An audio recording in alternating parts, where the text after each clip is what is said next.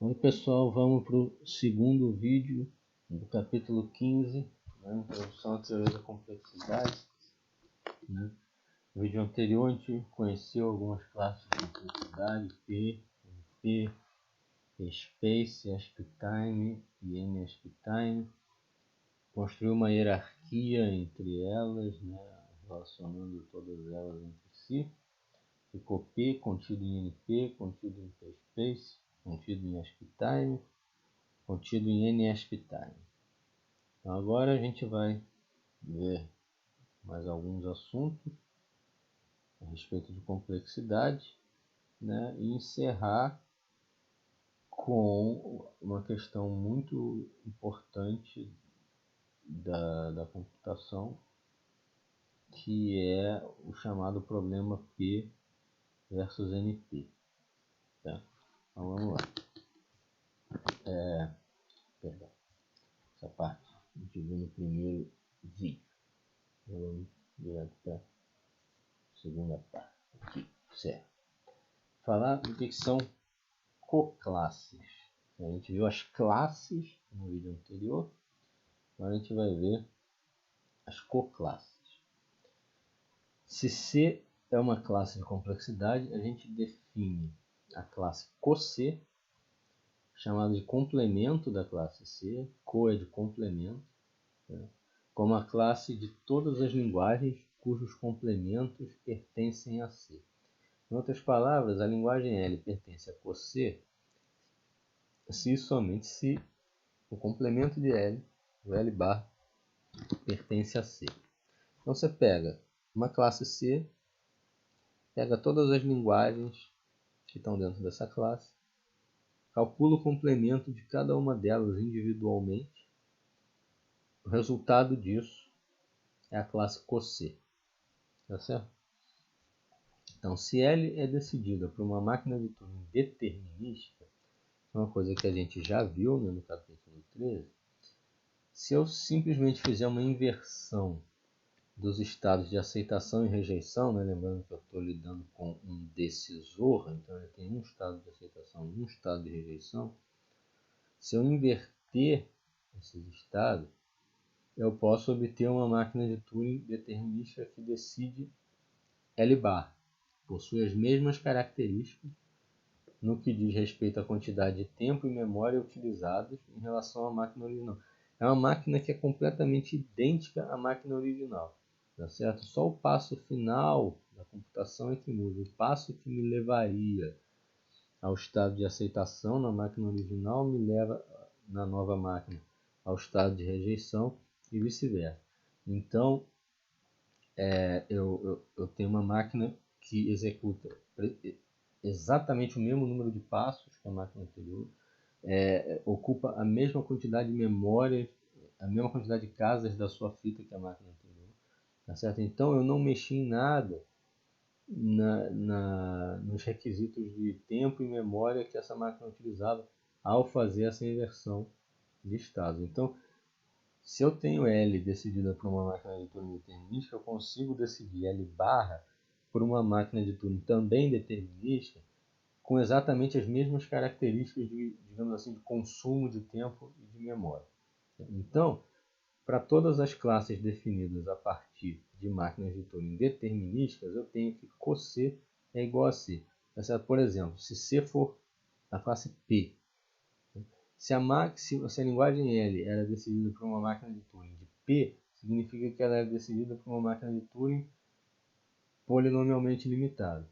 Quando eu inverto os estados de aceitação e rejeição dessa máquina, agora eu tenho uma máquina que decide a linguagem L barra, mas eu não mexi em nada nos requisitos de tempo e memória dessa máquina. Então L barra também está sendo decidida por uma máquina com as características da classe P. Certo? Então tanto L quanto L barra vão estar dentro de P. É por isso que eu tenho coC igual a C. Certo? No caso das classes definidas por máquinas determinísticas, o complemento das linguagens vão estar na mesma classe que as linguagens originais, porque ao fazer essa inversão eu não mexo nesses requisitos de consumo de tempo e memória da máquina. Então eu tenho que P igual a CoP, PSpace igual a CoPSpace e AspTime igual a CoAspTime. Por outro lado, pelo teorema de Savit, a gente viu anteriormente que a gente tem P igual a PSpace igual a NPSpace. Então o complemento das duas classes também vai ser igual. Né? As duas classes são iguais, o complemento delas também é igual. Então eu vou ter CoPSpace igual a CoNPSpace. Certo? Mas, né, como a gente já viu no slide anterior, que CoPSpace é igual a PSpace por se tratar de uma classe que lida com máquina determinística, a gente pode concluir então que CoNPSpace é igual a PSpace. Né? Substituo aqui, né, CoPSpace por PSpace e fico com essa igualdade. Então, em muitos casos, ao considerar essas coclasses, eu na verdade não estou inserindo nada de novo naquela hierarquia de classes de complexidade que eu tinha. Para P, nada é inserido, para PSpace e para NPSpace, nada novo é inserido também, para AspTime, nada novo é inserido, tá certo? Então, o que permanece como questões em aberto até o presente momento é se CoNP é igual ou diferente de NP e se CoNAspTime é igual ou diferente de NAspTime. Tá? São as duas classes, NP e NAspTime, as duas classes da nossa hierarquia que lidam com máquinas não determinísticas. E em máquinas não determinísticas não funciona aquele truquezinho de inverter o estado de aceitação com o estado de rejeição. Isso não gera o complemento da linguagem, no caso de uma máquina não determinística. Tá certo? Então esse argumento não pode ser usado. Então eu fico sem saber efetivamente se NP e CoNP são iguais ou diferentes e se NAspTime e CoNAspTime são iguais ou diferentes. Isso é um problema que na verdade está em aberto até hoje. Tá? Ninguém conseguiu mostrar nem que é igual, nem que é diferente. Completamente em aberto. A gente acredita, né, certa crença, existem evidências apontando nesse sentido, mas enfim, nada conclusivo, que a resposta para ambas as perguntas seja que tais conjuntos são diferentes, ou seja, que NP seja diferente de CoNP e que NAspTime seja diferente de CoNAspTime. Mas não há provas para isso, não há provas formais. Tá? Então, o lema a seguir ele vai auxiliar a gente a inserir essas novas classes dentro da nossa hierarquia de classes de complexidade. Então, a gente tem duas novas classes que, dado que a gente não consegue provar que elas são iguais a alguma das outras que a gente já conhece, a gente vai ter que inserir elas na hierarquia, que é a classe CoNP e a classe CoNAspTime. Essa a gente vai ter que inserir. Para fazer essa inserção, esse lema a seguir vai ajudar a gente. O lema diz o seguinte: seja C1 e C2 classes de complexidade. Se C1 está contido em C2, então CoC1 está contido em CoC2. Em muitas aspas aqui, o que o lema diz basicamente é que a gente pode multiplicar por Co dos dois lados e a inclusão continua valendo. É claro que não é isso que está acontecendo, mas enfim, a imagem, né, é meio essa. Então vamos provar esse lema. Começa com uma linguagem que está em CoC1. Tá? Então se eu estou começando com uma linguagem que está em CoC1, o que eu quero mostrar para mostrar esse teorema aqui? Vou querer concluir no final da prova que essa mesma linguagem vai estar em CoC2. Aí eu tenho essa inclusão aqui. Certo? Então começa com a linguagem em CoC1. Pela definição de CoC1, significa que uma linguagem está em CoC1 se o complemento dessa linguagem está dentro do C1. Então L barra está dentro do C1. Eu posso complementar e tirar o Co, ou eu posso complementar e inserir o Co. Né? Se L tivesse em C1, L barra estaria em CoC1. L está em CoC1, L barra está em C1. Cada vez que eu complemento, eu ajeito o Co aqui. Se tem o Co, eu tiro. Se não tem o Co, eu boto. L barra está em C1. Como o C1 está contido em C2, essa é a hipótese do lema, então L barra também está em C2. E aí agora eu vou fazer o movimento inverso. Se L barra está em C2, eu posso tirar a barra e colocar um Co aqui. Então L pertence a Co C2, que é o que eu queria. mostrar. Certo? Então eu tenho essa inclusão CoC1 contido em CoC2. Dado que P está contido em NP, vou usar o lema, vou botar Co dos dois lados. Eu tenho CoP contido em CoNP. Mas a gente já sabe que CoP é a mesma coisa que P, porque é uma classe definida por máquina determinista.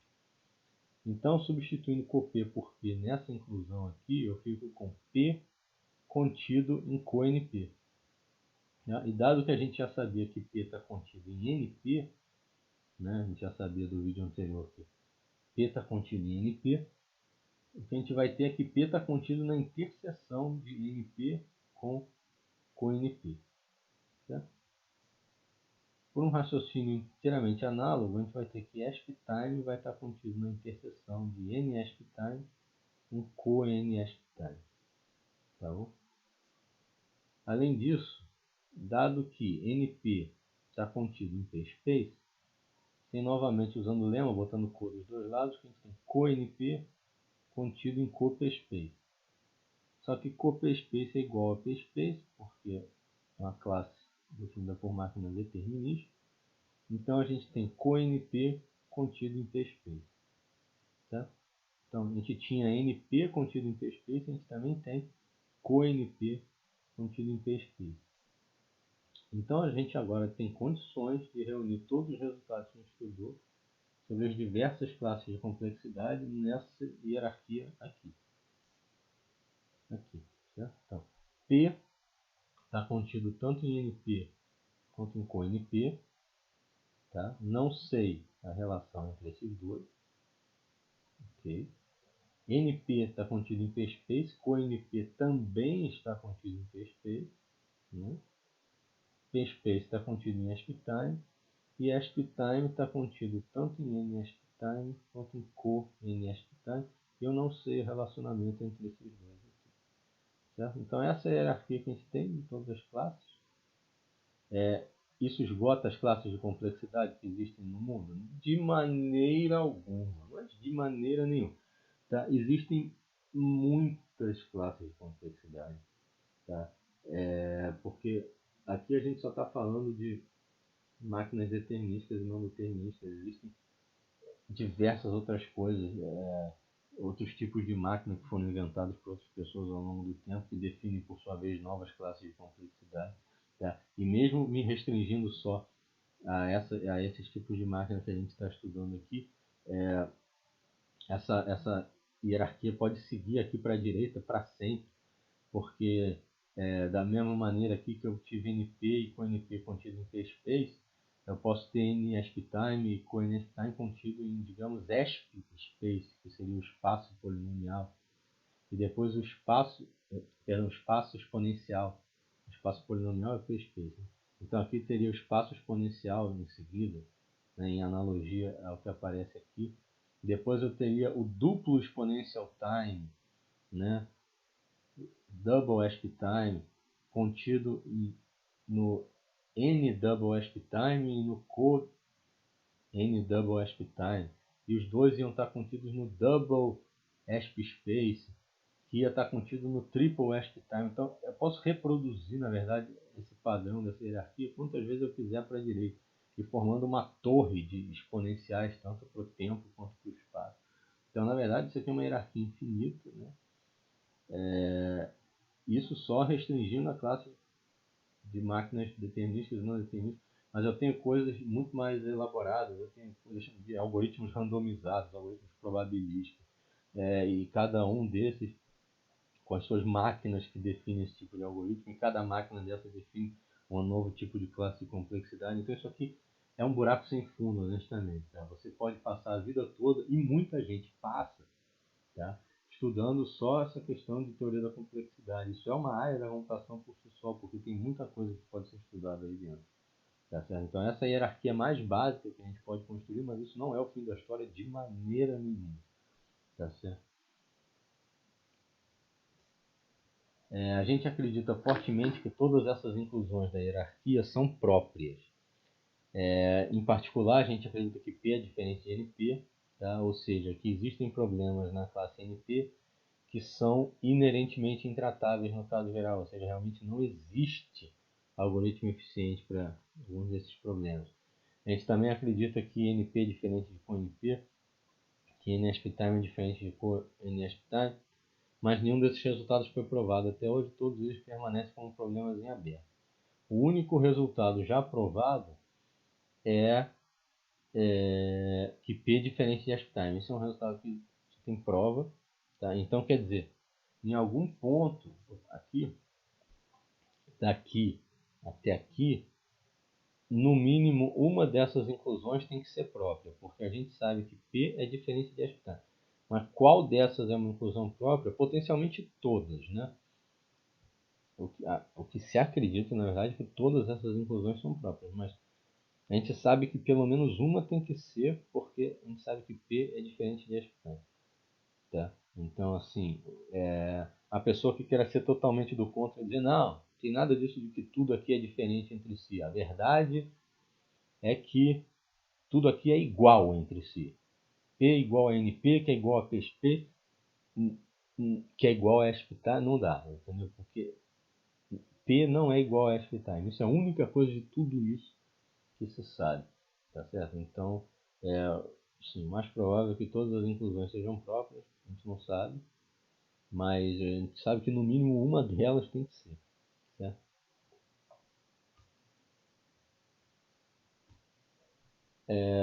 Vamos falar um pouco aqui de redução polinomial entre linguagens, de forma análoga ao que a gente já usou as reduções entre linguagens para mostrar que uma linguagem é indecidível a partir do conhecimento de que outra linguagem é indecidível, né? A gente viu isso quando viu o problema da parada.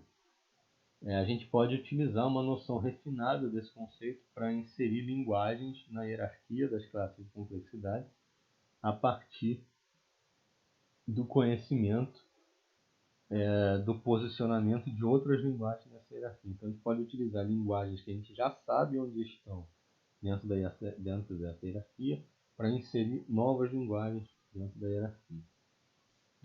Então, a gente diz que uma função f de sigma 0 estrela em sigma 0 estrela é polinomialmente computável se existe uma máquina de Turing determinística polinomialmente limitada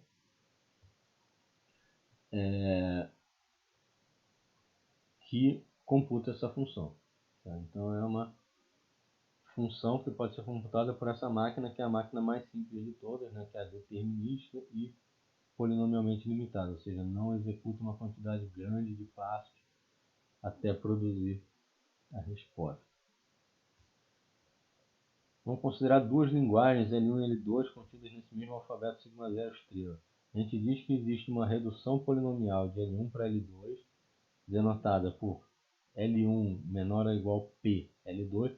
Lembrando, a gente tinha a notação de redução, aquela notação de redução era L1 menor ou igual a L2. Então, agora que a gente está com um tipo especial de redução, a gente põe ali um subscrito no menor ou igual ao P de polinomial para dizer que não é uma redução qualquer, é uma redução polinomial. Então a gente vai ter uma redução polinomial de L1 para L2 se existe uma função polinomialmente computável f tal que W pertence à linguagem 1 se somente se fw pertence à linguagem 2. Então eu tenho uma redução polinomial entre duas linguagens se eu tenho uma função polinomialmente computável que transforma palavras de dentro de L1 em palavras de dentro de L2 e palavras de fora de L1 em palavras de fora de L2. Certo? Se W está dentro de L1, aplicando F, eu obtenho uma palavra que está dentro de L2. Se W está fora de L1, aplicando F, eu obtenho uma palavra que está fora de L2. Então a função F leva elementos dentro da primeira linguagem para dentro da segunda linguagem e elementos fora da primeira linguagem para fora da segunda linguagem. Certo? Então, seja C uma classe de complexidade, suponha que uma linguagem L2 está dentro de C e que existe uma redução polinomial da linguagem L1 para a linguagem L2. Tá? Então, L1 menor ou igual a P, L2. A gente pode, então, decidir se uma certa palavra W pertence a L1 da seguinte forma. Como existe uma redução polinomial de L1 para L2, existe uma função polinomialmente computável f, tal que W pertence a L1 se somente se f de W pertence a L2. Por sua vez, como f é polinomialmente computável, ela pode ser computada por uma máquina de Turing determinística polinomialmente limitada. Como L2 pertence a C, existe uma máquina de Turing que atende aos requisitos de tempo e espaço impostos por essa classe C, que nos permite decidir se um dado f de W pertence ou não a L2. A gente pode, então, compor as máquinas de Turing dos dois itens anteriores para obter uma máquina de Turing que decide se W pertence a L1. A máquina obtida por essa composição também atende aos requisitos de tempo e espaço impostos pela classe C. Tá? Uma vez que a máquina do item 1 apresenta o menor grau de complexidade dentro da hierarquia. É a máquina determinística polinomialmente limitada.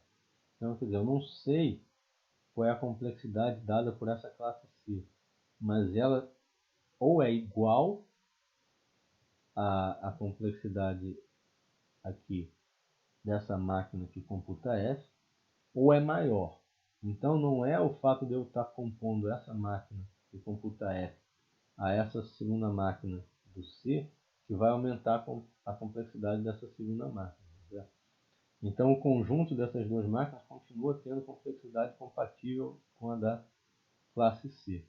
Tá? E como essas duas máquinas juntas decidem se W pertence ou não a L1, L1 também vai estar dentro da classe C. Tá certo? Então a gente pode concluir que se L2 está na classe C e eu tenho a redução polinomial de L1 para L2, L1 também vai estar dentro da classe C. Dessa forma, a gente pode dizer que se existe uma redução polinomial de L1 para L2, então L1 é não mais complexa do que L2. Ou, em outras palavras, L2 é ao menos tão complexa quanto L1. Tá certo? Não pode acontecer de eu ter a redução nesse sentido, L1 menor ou igual que L2, e L1 ser mais complexo do que L2. É por isso que eu tenho esse símbolo de menor ou igual aqui, né? Dizendo que a complexidade de L1 é menor ou igual que a complexidade de L2. No fundo, a razão da notação ser essa é por causa disso. Então, vamos seguir aqui rumo ao problema do P versus NP. Seja C uma classe de complexidade e L uma linguagem. A gente diz que L é C difícil. Tá? Então, por exemplo, NP difícil, ASCII-time difícil, PSpace difícil, por aí vai. Se para toda linguagem L' que está dentro da classe C, existe uma redução polinomial de L' para L. Tá? Então, ou seja, a complexidade de todas as linguagens dentro de C são menores ou iguais à complexidade dessa L. Por isso que L é chamada de difícil. Tá certo? Porque todas as complexidades das linguagens dentro de C são menores ou iguais à complexidade de L. Né? Eu tenho redução de todas as linguagens dentro de C individualmente, cada uma delas, para L. Redução polinomial. Né? Então, LCC difícil significa que L é, ao menos, tão complexo quanto qualquer linguagem que está dentro de C. Certo? Então, essa é a primeira definição. Linguagem C difícil. Então, a segunda definição aqui, seja C uma classe de complexidade, L uma linguagem. A gente diz que L é C completa se. E essa é uma definição importante, porque eu tenho certeza absoluta que em algum momento de vocês, dentro do curso até hoje, vocês ouviram, nem que tenha sido num corredor, alguma vez alguma pessoa falar, não sei o que, NP completo. Eu tenho certeza absoluta. E aí vem o que é NP completo? Então, claramente isso é um negócio importante porque aparece muito em discussões, em conversas, etc. NP completo, não sei o que. Então, aqui na verdade eu vou dar a definição geral do que significa ser completo para uma classe C. Obviamente, se a classe C for a classe NP, eu fico com a definição de NP completo. Certo? Então vamos lá, a gente diz que L é uma linguagem C completa se duas condições. Primeiro, L é C difícil e 2, L pertence a C.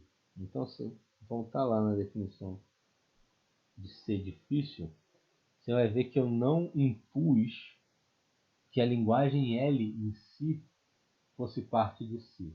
Eu só impus que todas as linguagens dentro de C tivessem individualmente cada uma redução polinomial para a linguagem L.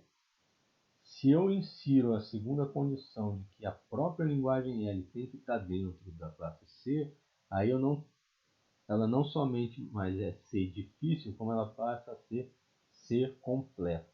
Isso aqui é C completa. Certo? Então, uma linguagem NP completa é uma linguagem que é NP difícil e que pertence a NP. Certo? Então, dessa forma, uma linguagem C completa é uma linguagem de C que é ao menos tão complexa quanto qualquer linguagem, qualquer outra linguagem de C. Que nos permite pensar nas linguagens C completas como as linguagens mais complexas dentro da classe C, ou o limite superior de complexidade dentro da classe. Então, os problemas NP completos, que você ouve falar à torta direito por aí, são os problemas mais difíceis, os problemas mais complexos dentro da classe NP. Tá certo? Eles são os problemas mais complexos dentro da classe NP. Esses são os problemas NP completos. Então, quando você ouve alguém dizer, assim, você já viu no vídeo anterior que dizer que um problema está dentro de NP já é, de certa maneira, uma má notícia, porque significa que não existe nenhum algoritmo eficiente para resolver aquele problema. Tá certo? Resolver o problema do zero, quando o problema é NP, é difícil. Então, isso já é um problema. Então, quando você ouve que o problema tal é NP completo, você já pode concluir que esse é a casca grossa. Certo? Assim, todos em NP, em geral, já são difíceis. Os NP completos são os mais difíceis dentro dessa classe. Então, esses são os realmente punks. Tá certo? E qual é o problema disso? O problema disso é que existem muitos problemas NP completos que aparecem no dia a dia, assim, com uma frequência e uma facilidade incrível. Então você não pode simplesmente dar de ombros e dizer esse problema é difícil porque eu sei que ele é NP completo, então vou fazer outra coisa. Mais fácil. Porque eles aparecem demais, tá? Assim, por exemplo, determinar se um grafo é hamiltoniano é NP completo. Tem várias outras coisas de grafo que são NP completo. Assim, a teoria de grafos e de combinatória é recheada de problemas NP completo. E o problema é que esses problemas são úteis. Assim, a solução desses problemas é importante. Muitas vezes aparecem coisas de roteamento de veículo, roteamento em rede de computador, fluxo na rede, não sei o que.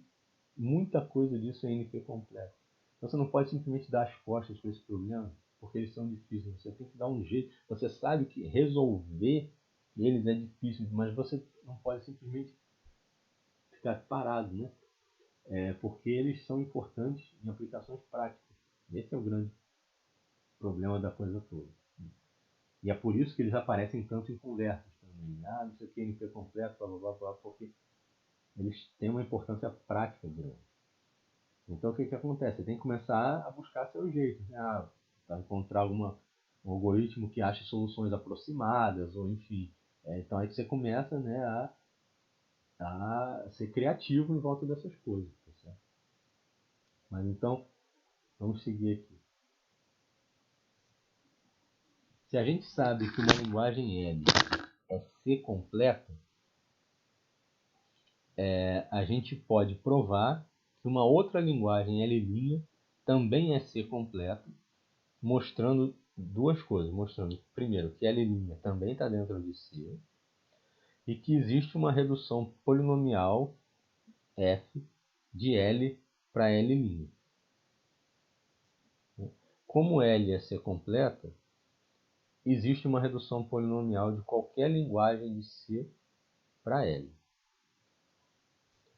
Logo, compondo essas reduções polinomiais com F, eu tenho reduções polinomiais de qualquer linguagem de C para L', tá certo? O F é uma redução de L para L', tá certo? Então eu tinha de qualquer linguagem de C para L e eu tenho F de L para L'. Então, juntando as duas, eu fico com redução polinomial de qualquer linguagem de C para L'.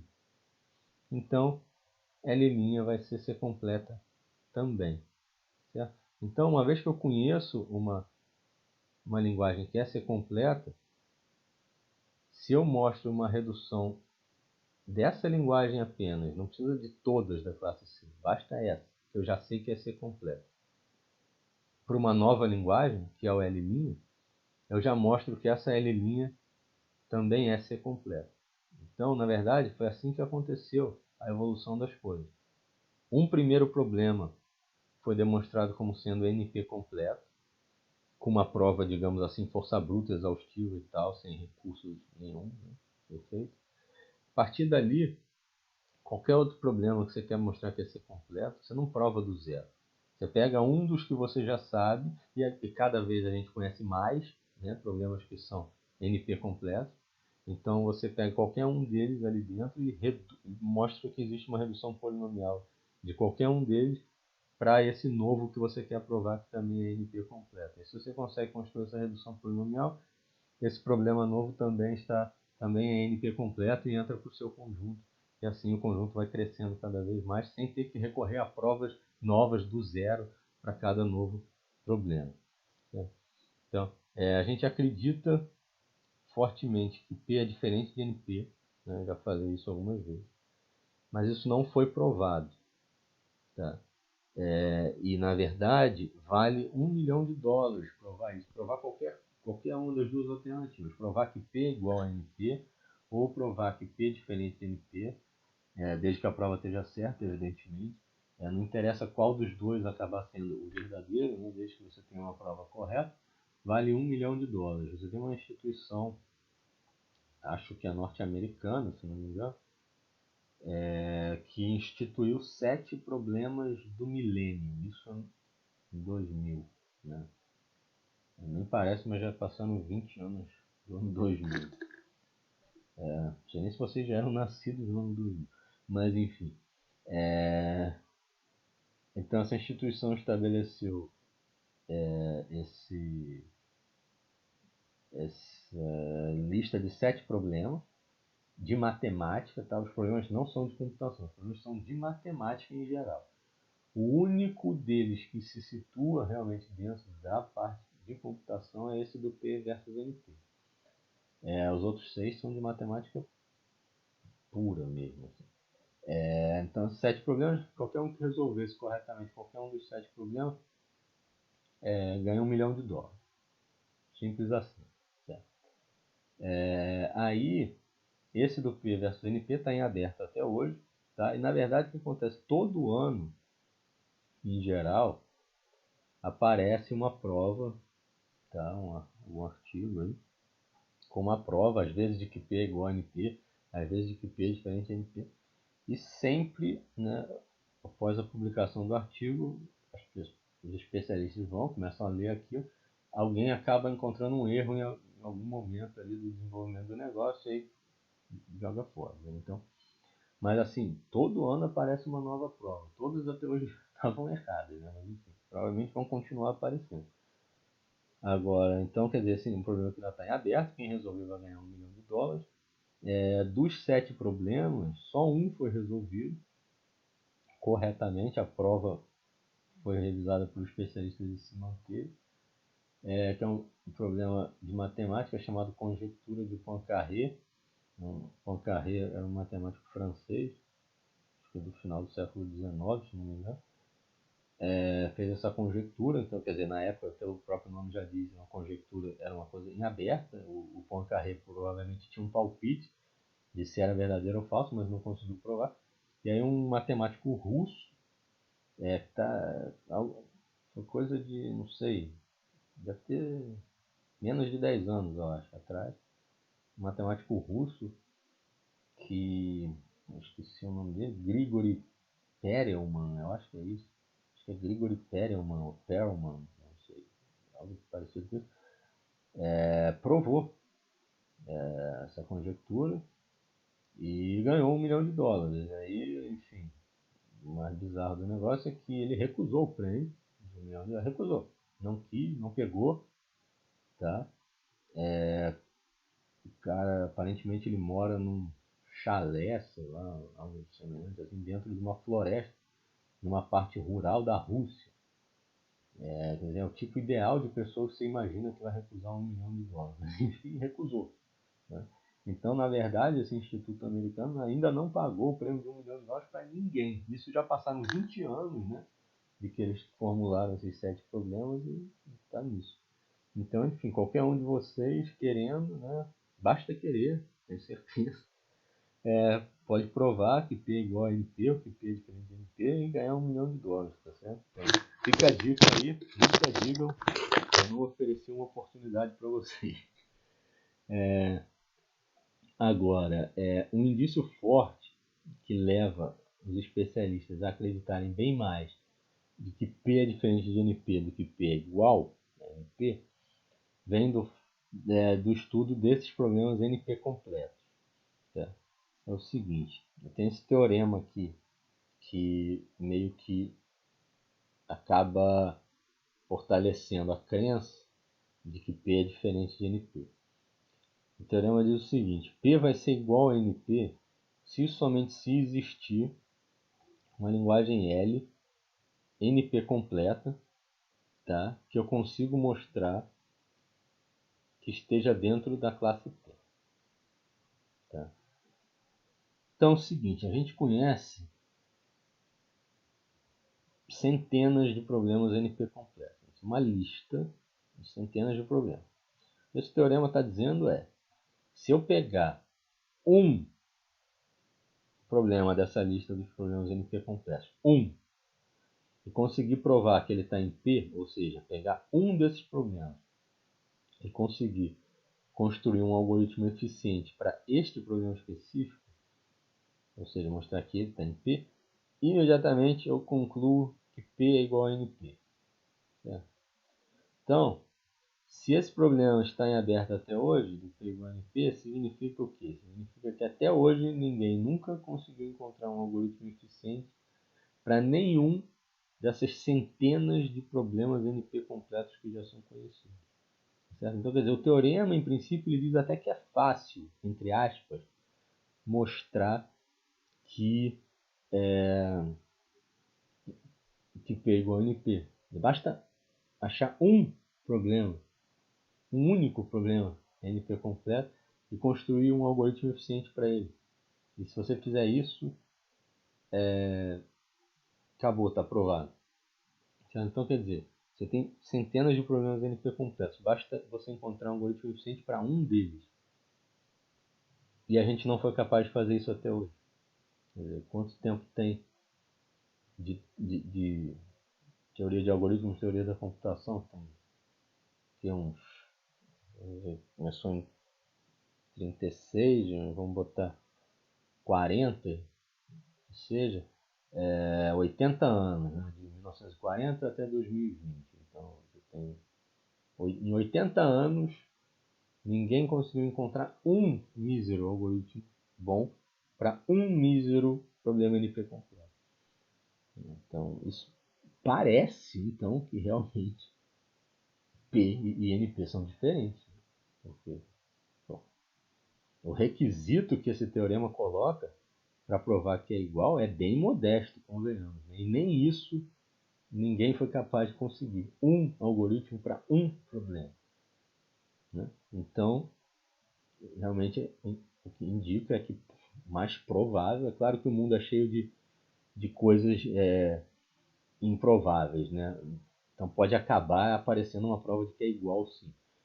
E que a gente aqui é um bando de gente burra esses anos todos. Mas o mais provável é que P seja diferente de NP. Então vamos provar esse teorema aqui, né? Então é um se somente se, então tem que provar os dois sentidos. Vou começar da esquerda para a direita. Então vou assumir que P igual a NP, tentar mostrar o lado direito e depois vou fazer no sentido inverso. Então, primeiro da esquerda para a direita. Suponha que P igual a NP e que L é uma linguagem NP completa. Quero mostrar que L pertence a P. Pela condição 2 da definição de linguagem completa, né? Se L é NP completa, então L pertence a NP. Lembrando as duas condições, para L ser NP completa, a condição 1 é L tem que ser NP difícil. Essa é a condição 1. A condição 2 é que L tem que pertencer à própria classe NP. Então aqui eu estou usando a condição 2. Se L é NP completa, então L tem que pertencer à classe NP. E aí, spoiler, se eu estou usando a condição 2 da definição na ida da prova, eu vou usar a condição 1 da definição na volta da prova. Certo? É assim que vai funcionar. Então L pertence a NP. Mas como eu estou assumindo a hipótese, né, aqui em cima de que P igual a NP, então se L pertence a NP, L também pertence a P, já que os dois são iguais. E é isso que eu queria mostrar.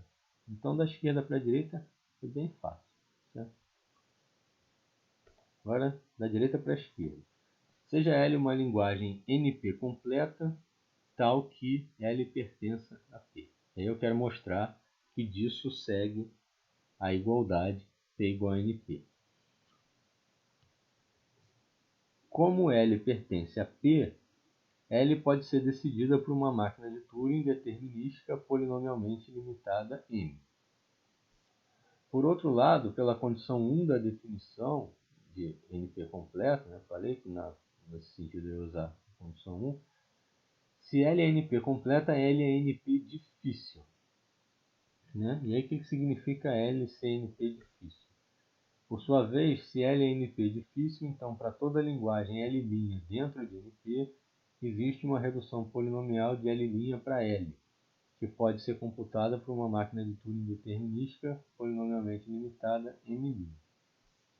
Mas então a composição das máquinas de Turing M' e M também resulta em uma máquina de Turing determinística polinomialmente limitada. As duas são determinísticas polinomialmente limitadas. M' é a que faz a redução da linguagem L' para a linguagem L. M é a que decide a própria linguagem L. Tá certo?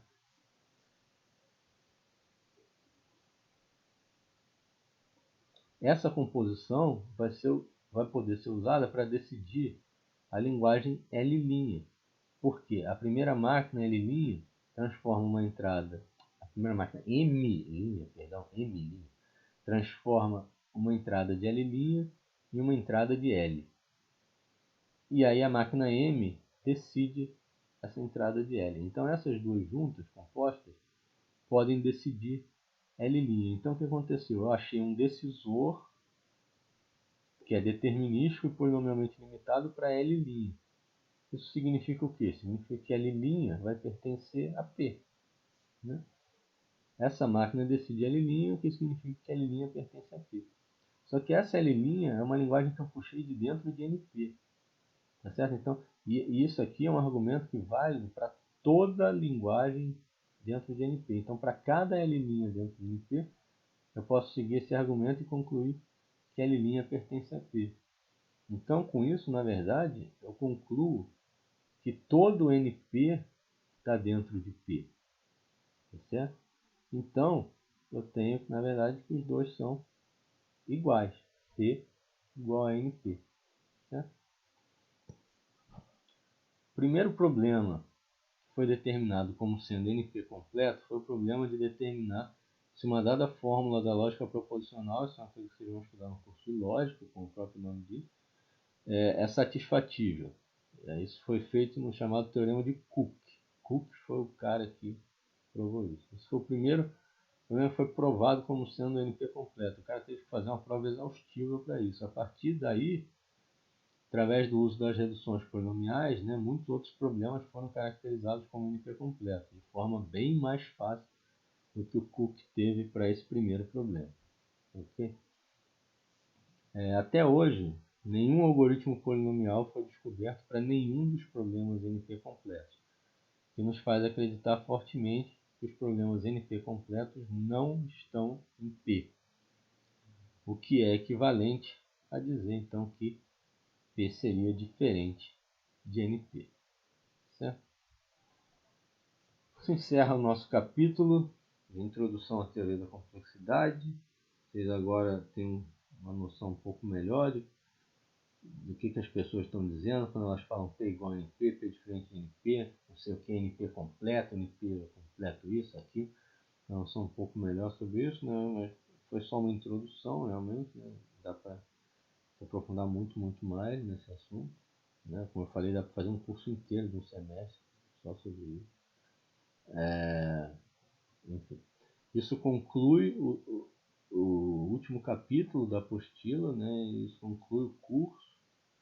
Então esse é o nosso último vídeo. Espero que vocês, ou a maioria de vocês, tenha achado o conteúdo minimamente interessante, não só desse vídeo, da coletânea toda de vídeos em geral. E espero que todos tenham um bom resultado no final aqui do nosso curso. E quem sabe em algum outro momento a gente possa estar em algum outro curso juntos, fazendo algum outro curso, quem sabe até de forma presencial. Enfim, por enquanto é isso. Um abraço, pessoal.